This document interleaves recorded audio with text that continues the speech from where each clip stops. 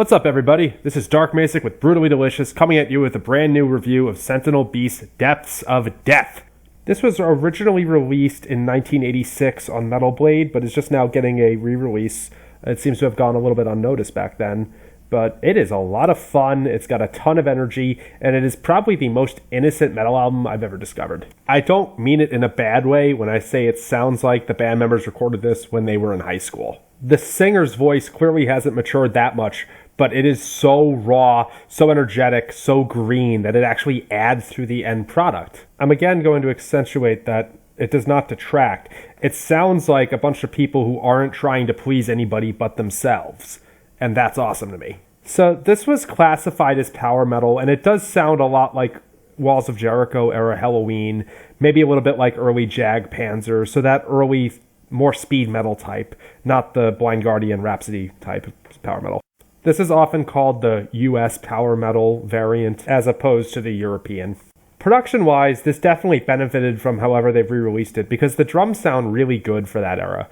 Sometimes I'm reminded, as I said earlier, of Walls of Jericho, other times of Show No Mercy, and it's going to keep coming up, but the vocalist reminds me a whole lot of Kai Hansen on Walls of Jericho, so definitely in that realm. The songs are very energetic, very fast. There is some tempo variety, which I enjoyed. It wasn't straight 16ths for every single song. Some of the lyrics clearly imply that the band was early in their career, such as on the song Dogs of War, there's a line, "Kill everything that moves." It's a little bit sophomoric, but at the same time, this is so raw and innocent. It's awesome. Some of the songwriting actually reminded me of early Metal Church, probably a little less progressive, but much in the style of that US power metal I brought up earlier.